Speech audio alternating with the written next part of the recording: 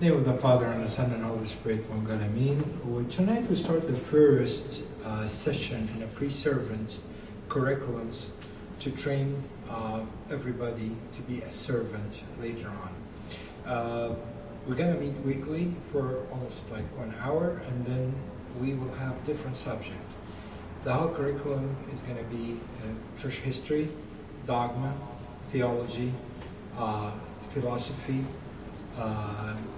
new religions, so you will be exposed to different topics throughout the course, and at the end of the course you're going to be certified to be a Sunday school servant. My first thing I would like to discuss tonight, maybe we're not going to have much, but I would like to discuss with you, what is your idea or what is your perception of a Sunday school servant?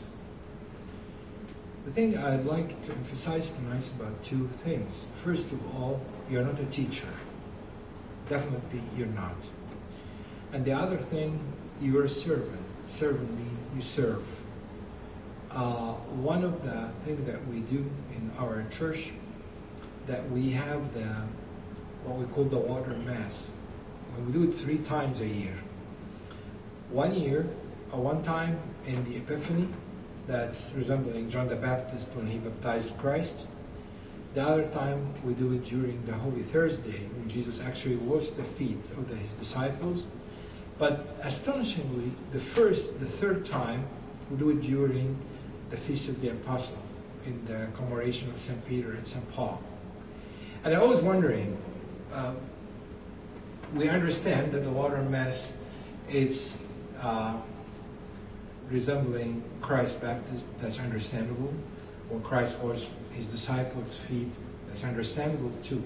But why are we doing in the Feast of the Apostles? If you understand, when Jesus washed the feet of his disciples, he told them, I'm washing your feet to wash the feet of one another.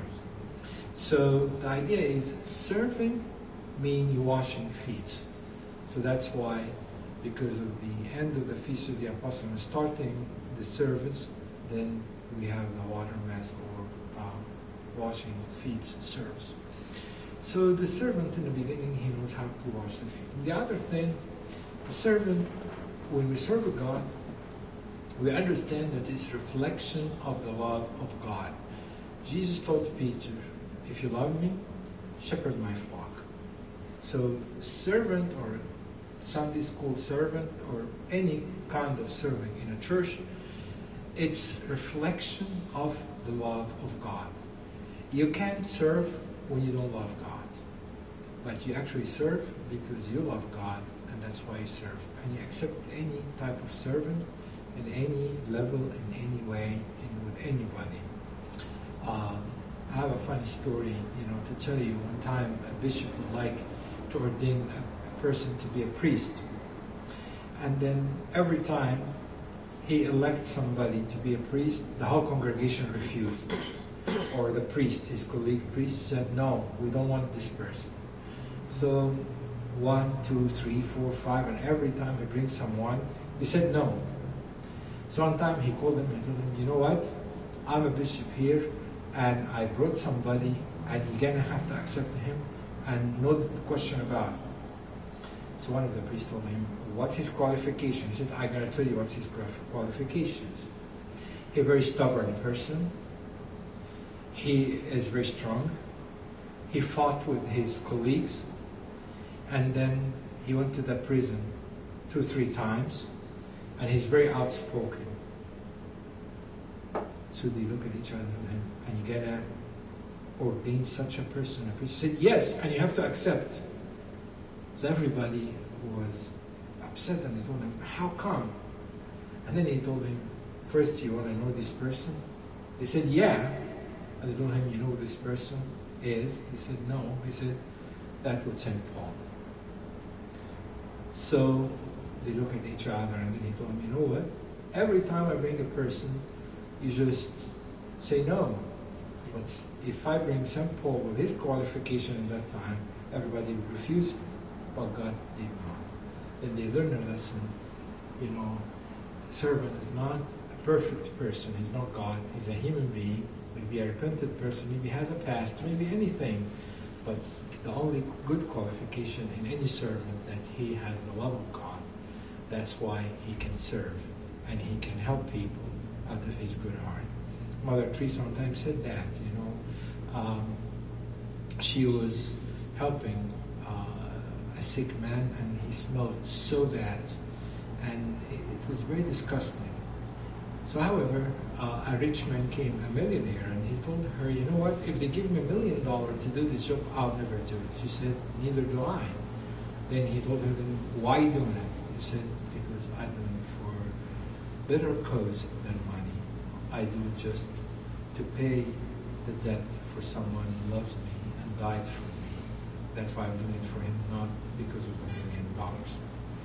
So tonight we're going to have a job opportunity for you, and this job opportunity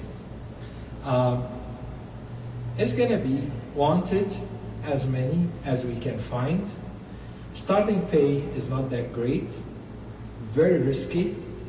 Candidate must sacrifice a lot of things in his or her life. Success is no guarantee, but you will stay in the job as long as you can. How many will accept such a job opportunity? Imagine this is an ad in a newspaper, and they said, this is the job opportunity. How many of us can accept this? I'm sure if you see this is it, I'm not crazy to accept this kind of conditions, Who would risk his life and is not going to pay much, and even success is no guarantee, and what is this job? But actually, upfront, and the first lesson in your first class in a pre-servant, learn this. This is your job descriptions. You sacrifice your life, you get humiliated, you're gonna deal with people, and sometimes, you expect to find the fruits for your work. You're not gonna find these fruits. And then success is no guarantee. You sacrifice your time, your effort, your emotions, and even your money sometimes, and nothing is guaranteed. This is the cross. If you really want to serve God, you have to carry your cross and follow Christ. That's the way it is. So, our topic tonight is about discipleship. How to be a disciple for Christ as a servant. Let us go and see some stuff here. From the beginning, when Christ was on earth, he said that clearly. He said, the harvest truly is plentiful, but the laborers are few. Therefore, pray the Lord of the harvest to send out laborers into his harvest. We always find shortage in serving, and we scream day and night, and we always say, we need servants, we need people to serve. We need people to do the job. We need planners. We need people to work out. We need people to do a lot of things in the church, and we always cannot find. Always very few people in every church to carry the cross to serve. A lot of people won't like to carry this cross. That's why people sometimes complain and say, why the service in this church is not great? Why things is not happening? Why we don't do this? Why do that? And I always answer, bring me servant. We need more servant. And when we have more servant, then definitely we're going to have a better service. So Christ, moving from his time, he said clearly, there is a big harvest, but the laborers are few. Think about this, and I'd like to show you this statistics. Among 266 million living in America, there is 190 million pagans or marginal Christians in name only. And actually, this statistics is old, because now the population of America is over 300 million, and now this is maybe old. And that was an old, like maybe 10, 15 years ago, or even more. Now even the ratio is worse than that. There's many people, but when we search for the actual Christians, actual believers in God, there are very few. There are many Christians by name only, but we have pagans in America. People worship idols. People have gods in their house, and they worship them. Would you believe that one time, even, I think in the year of the millennium, in 2000, they have an interview, I think with the CNN or Fox News, something like that, with the Hollywood stars. And they asked them, what's your religion? 90% of them, they said, we don't have any religion. Some of them even have statues in our house, and that's our gods. One of them, they even worship spirits. And it's a shame that we see all these big stars, that we see them in a movie, are unbelievers. And they said, we don't believe in God, we believe in spiritualism, we believe in God, I brought it from India and have it in my house, I believe in this, I believe in that, and it was a shame. So among American people, there are a need for service more than you ever imagine. In Northern America, numbers talk. Here, overall population almost 314 million. We have about 2 million are atheists, denying God totally. They don't believe in God. We have about 3 million Buddhists, and we have 263 million are Christians. We have 1.1 million ethno religions. We have 1.3 million are Hindus. We have 6 million Jews only. We believe what's happening in America and the Jews influence the whole society. There are only about 6 million people in the United States. You're gonna even get more excited when you know the number of Orthodox people in America about the number of Jews, but nobody knows anything about the Orthodox people in America. So we have 5 million Muslims, and we have about 29 million with no religion. Let's see the next slide. Christian in North America, Anglicans, there are about 3 million. Catholics, about 76 million. Independents, like Protestant, like no denomination, they're about 79 million. And then we have marginals and different things, about 10 million. Orthodox people, 6.3 million. Protestant, 65 million. So imagine the number of Orthodox people equal the number of the Jews. How influenced we are in the society around us in service and doing things like the Jews. And why the Jew is so active. I just came from Israel, and I saw how active in their society and how they are very faithful in their religion. Next week, actually, you have in Israel something called Yom Kippur, which is like, it's a very, very big feast. When it used to be the high priest would go in the Holy of Holies and then offer the blood in half of the people. And then they said even during the day, no TV, no broadcast, everybody shut down. They are only focusing on that day. They keep their religion very strong and very alive. And even in America, they still have this habit, how they really respect the Sabbath and keep the Sabbath like God told them, and they even go to synagogues and do a lot of other things. But people knows about Jews more than they know about Orthodox, although the same number in America, like have almost 6 million. Why discipleships? Evangelism is a low priority for most churches. Why we have to be a disciple of Christ and why this is very important to know? Because in many churches, evangelism is very low priority. Most of the churches concentrate how to make money, how to make projects, how to make social activity, how to make festivals, how to make other things in life. But how many churches their priority to go and grab sinners, people who don't know anything about God, and grab them to church? That's very low priority. And unfortunately, sometimes it's a low budget. We don't have any budget for that, and you gotta know that. So many people just concentrating on social activity. But how many people actually in a church they are really concerned about people who are in the street, who don't know nothing about Christ, and sometimes, don't know anything about religion. Are we really have the heart to go and grab these people? John Chrysostom said something amazing one time. He said, when we hear for a young person is dying or died in a car accident or anything like that, we get very upset, and we said, how come God, take this young person? That's not fair. Why this person dying in a very young age? That is not right. That's not fair. And we keep crying. This young youth is dying in an early age. That's really not fair. But he said, how many people cry for the young youth who are spiritually dying? Do we cry for them like we cry for the young people who are dying physically?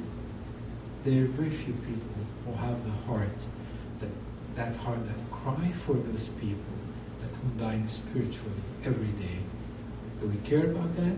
Do we know that those people dying spiritually, and even a spiritual death, it's more dangerous than physical death because it's going to lead them to eternal death? Do we really care? Do we understand what we mean when we find a young guy spiritually dying? Unfortunately, evangelism, that we go and preach others, bring people to God, very low priority in most of the churches. 2, evangelism is low priority for most people. Not only for the church, but for the people themselves. As I said, there's not many people really have that heart to go and find. 3, the biblical concept of lostness has disappeared. You know what we mean? You know what we mean by lostness?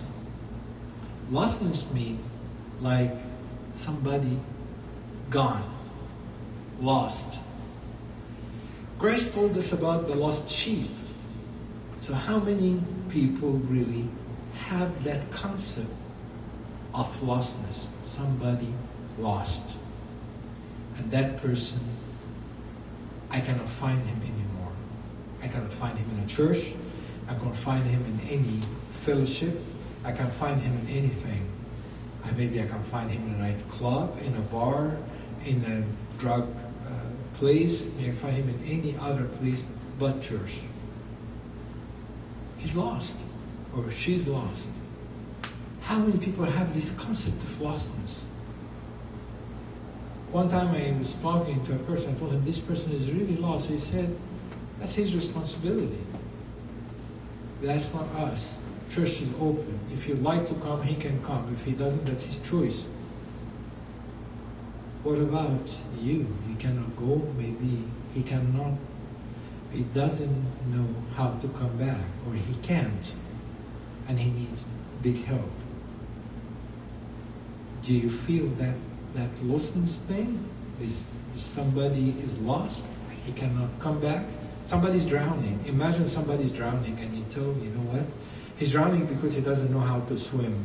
You let him go and save him. He said, that's not my fault. That's his fault that he went, to the pool while he doesn't know how to swim. Well, it is a question now. Go and save him first and then give him this lecture later on. But you cannot just leave him dying and drowning and said this is his fault because he doesn't know how to swim, and then now he jumped in a pool and that's not my responsibility. We know that he is responsible and he is in fault. I understand that totally, but we understand too that my duty is to save him first, and then later on I tell him, why did you do that? But I can't just look at him from a distance and say, well, he's dying, that's his responsibility. I have nothing to do with that. I don't even feel guilty for that because that's not my problem. I didn't do anything wrong for him. He's the one who did that and brought it on himself.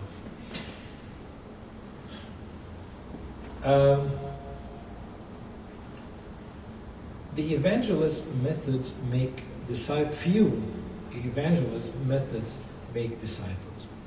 Some people now think of a technique. There's many books. People said, read this instruction, it will help you to be, an evangelist.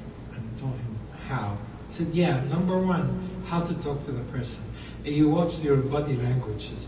You have to know these verses. You have to open the discussion with him this way. It's all techniques. And you know that when you do this, you will be able to bring somebody for Christ. But trust me, this manuals failed all the time. And they'll never bring people to God. Because people get people come to God when they see God in you. When they see God in you, that they're going to come to you. Disciples didn't have a technique to go and bring people to Christianity in the first century. They'll never walk with manual. Christ didn't tell them a manual. You know, when you meet this person, say this. When you meet that person, do that. Christ never did say that. But he told them just love everybody. Offer love over a kind heart. And then when you do that, people's going to come to you. So people don't come by manuals, by rules, but they come when they found the tender heart can accept them, accept their fault, accept their problems, and they found a heart that they can rest on. Number 5, evangelists focus on decision making, not disciple making. What we mean by that, we mean by most of the program in evangelism focus on how many people you're going to bring. Numbers, right? How many people you're going to bring to this place, you know. And this person is very fruitful. He can go and bring people to God. But how many people he or she brought to God stay with God? This is the question. And do we evaluate people by numbers, quantity, or quality? For example, Christ only had 12 disciples and 70 people. Very, very few numbers, like handful. Maybe only total 100 people. But those 100 people invaded the whole world and converted to Christianity. He made disciples. Not focus on the numbers, but he focused on quality. And quality brought numbers later on. But we cannot concentrate on the number and manual and how many people we bring, but we concentrate how to make disciples.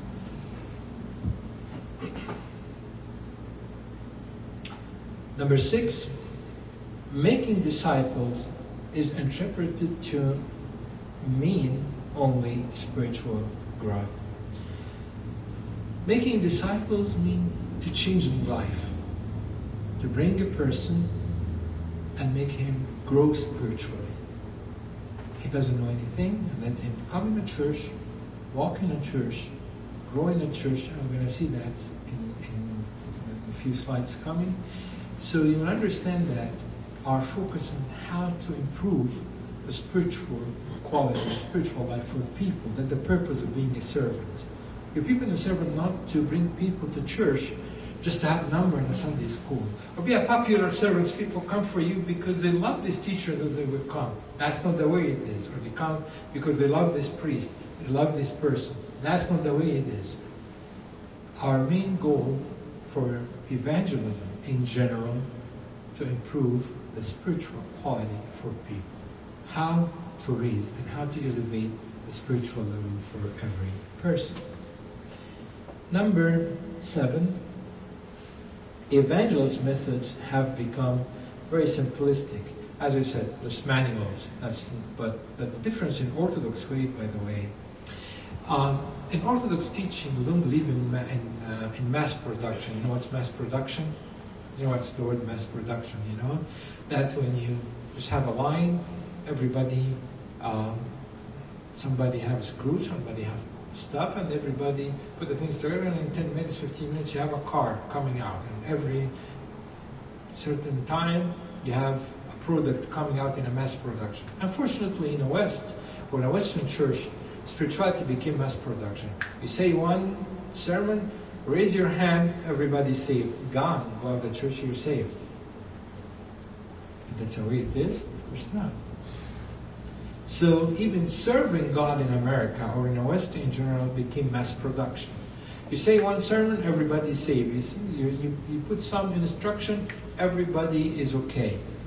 That is not the Orthodox way of doing this. Because we understand we don't have like a prescription to say it for everybody and work for everybody, and that's done. Why? Because we don't believe God have a copy machine and make copies of people. Everyone definitely is a unique person. Everyone like a very special person and very valuable person. So the advice we give to this person, the instruction to give this person is different than that person and this person and this person. We can't just have a general, recipe for everybody and say with this recipe, everybody's saved. That's not the way it is. Evangelism, in some area, doing these things. Bring people, have mass production, say things, bring many people, done deal, but where is the quality for, spiritual life of those people? That's why everyone is a unique, everyone needs special treatment and not have like a mass production for evangelism. Number 8, evangelism is much discussed but little practiced. In some idea, we see in the church people always discuss this evangelism, serving, bring people, but nothing is done. Either because there's no budget, there's no service, there's no intention to spend money to do this or train people to go out and bring more people to God. This chart actually shows us the pathway of errors, and I will leave this chart for you to discuss it later, but you have to understand Revelation starts from the revelation of God to Adam, and then we see the flood, and we see Noah, and then we see Abraham, an Old Testament prophet, Jesus Christ, New Testament church, and then from the New Testament church, we see Coptic church, and then we see other things. We see in Babylonians, for example, in the Western mysticism, Eastern mysticism like Hinduism, Buddhism, and all this, and we have occult and secularism and cultism. You know what the difference between cultism and occultism and secularism? Cult is actually mean the unorthodox way of worship God. We consider Christianity and Judaism is the straight way to worship God because it's revealed to people with God.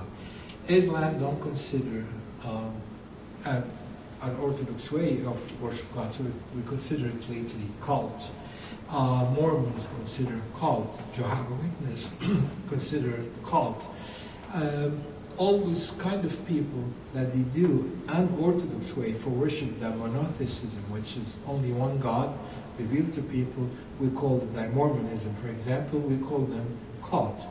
And what's the difference between cult and occults? Occults, that it's a cult, but they're using like other dimension of spiritualism, that you contact devil, contact spirits, have this black magic, offer sacrifice for devil, like satanic worshippers, for example. And we have a church of satanic worshippers here in San Francisco, in Berkeley, actually, and they offer sacrifice for God. And I was reading even an article 2 days ago for somebody who used to be like that, and they said how they go in a clinic, and that abortion clinic, and take the baby after they died, and they offer them for for the devil as a sacrifice. So this is things like that. We call it occultism. And then secularism, which is that we try to be more secular for the world, depending on science only, physics only, and we don't consider God or metaphysics or something like that. Why people go to church and how people go to church, that's very important to know, and that's very important for you actually. Social need, 1 to 2%. Walking, like somebody walking and find a church and he's just walking to try it, like 2 to 3%. Pastor going for the priest or the pastor, 5 to 6%. Visitation, only 1 to 2%, like priests go and visit people. Sunday school program, 4 to 5%. Ads or TV shows, 0.5%. Church program, 2 to 3%. But 75 to 90% go for friends or relatives. What that means? When you talk about the church, that's very important. Word of mouth to bringing people is more important than all of the above. When you go and bad mouth in church and say, this church is bad, Abuna is bad, there's no program, Sunday school is bad, people are bad, nothing, I went to the church many times, I get out, nothing. And you keep spreading these words to people. You think who is in the right mind is going to come to this church? Nobody. If I go out and tell people, this is a bad church, and bad people, and bad Abuna, then who is going to come to this church? Of course not. Be very careful when you criticize a church, because sometimes when you criticize something and be very negative about the church, it damages the church more than you ever expect. You may ask, what if the church has negativity? Agree, any church has negativity, but we cannot correct negativity by negativity. That's not going to work. If you have negativity in any church, you correct it by positivity, not by negativity. If you start being negative, that's not going to help the church and not going to correct the church anyways. This one is very important diagram. I'd like you to see it. If you see this blue circle, that's resembling the church. Triangle, it's like people coming from the church, and this is the word, the red part. And then you see non-Christians are in the bottom of this triangle. Then they became new Christians. Then they became regular attenders, and then growing in grace, then getting more involved in a church and became active leader, and then they go out in the world and bring more people. So that's a flow of live church continue. We bring people, train them, became very involved in a church, grow in the grace of God, having a good spiritual life, then they go out. In our church, we have a huge problem, and the problem, if you focus on these lines again, please bring the church again. Look at this. We may be successful to go out and bring more people. We may became new Christians, and they became regular attender and stopped right there.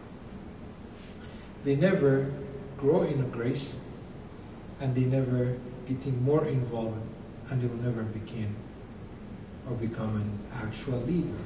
That's why we don't have flow for bringing more people to go out and bring more people. The question is why?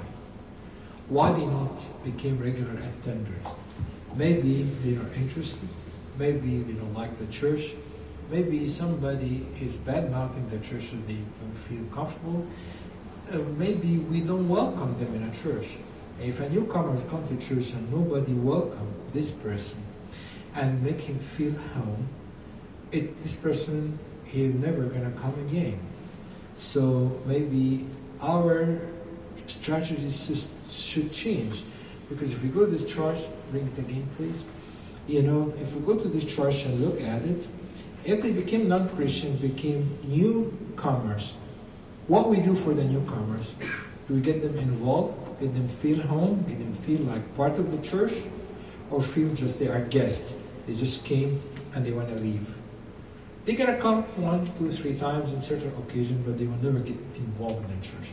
The next thing that I'm talking about is regular attender. They come always. And then the most important part, growing in grace. Improving their spiritual life. As we said, the most important goal for any servant to improve the spiritual life for others. I'm coming here to bring more spirituality for that person. We can grow in his spiritual life, grow in grace. And when this happens, this person is going to become getting more involved in a church. You know why people they're not involved in a church? Because they have bad spiritual life. You know why sometimes in a church people start talking about money? Why people they don't pay their dues for the church? Well, they have bad spiritual life. If I have a good spiritual life, then I understand by this it's an order from God. It's one of the commandments I have to fulfill. If I have a bad spiritual life, who cares? If I don't have a good spiritual life, Who cares about sinners or that again feels of lostness as we talk about it? Nobody. So if the person comes to church, become a regular attender, and in the same time doesn't improve his spiritual life, he will never be an active leader later on. Because we said in the beginning, if you like to be a leader or a servant, it's a reflection of your love of God.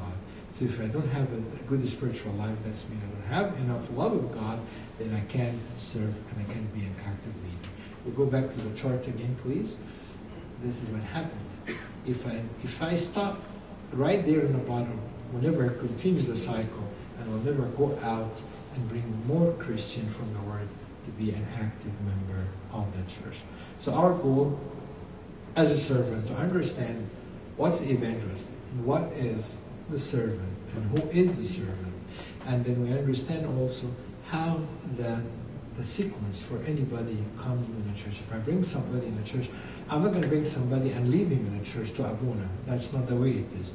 But my goal in this, how to make this person involved, and make him regular attender, feel homes, and then make sure maybe Abuna's part is, the spiritual part, make this person grow spiritually, but I have to make sure of that too. I can bring this person to confession, encourage him to come and meet Abuna, encourage him to attend the meeting, encourage him to be part of the spiritual part of the church, attending Mass, not coming just only for social, act after the church, staying downstairs or meeting people to go out after the church, but I have to make sure this person attending the liturgy, confess, taking communion, attending a spiritual meeting, his spiritual life is really improving and his lifestyle also improve. If that's happened, this person is going to get more involved in the church. If he get more involved in the church, then definitely he's going to be a new active member in a church. So this is our main goal, or as a starting point, if evangelist. This presentation is not end yet. I'll just give you an introduction for it, but next time we're gonna give more details about these topics. But if you have any questions, please go ahead. Any comments or any questions? Yes, Tony. But I think in relation to talking about the dynamics of becoming an active leader is letting the newcomers know. Can you please take the microphone? Talking about the relation to to building active leaders, I think it's really important also to let the newcomers know and new people to church about the opportunities of how they can become active leaders, or kind of the path of how to become active leader, rather than just depending on a certain group or certain people to deliver that. Can you elaborate more, please? For example, when I first joined the church, I was lucky and fortunate enough to meet people like Grace. Okay. Kind of pushed me and motivated me to become more involved in church. And I was shy and reserved at first, but with the help of the group, of course, I was able to become more involved. Okay, thank you. That's exactly what I'm talking about. Fellowship is very important. As I said, when a newcomer comes to church, how to make that person feel home, feel that he has a group, he has a fellowship, somebody cares about me. Especially if I don't have any family, if I don't have any people. We are a church based on immigrant people coming from overseas, even people who stayed here for years. Maybe a lot of them, they don't have family, they don't have brother, they don't have sister, they don't have friend, they have nobody. So definitely the only people they know is the church. And we have to make those people feel home, feel happy, feel they have this fellowship, somebody cares about me. That is a very important thing to bring people to church. Again, it's the love relationship I was talking about from the beginning. How to offer your love, that's more important than you have a manual just to grab people to church. We conclude our meeting for tonight and hope to see you next Tuesday. Glory be to God forever and ever. Amen.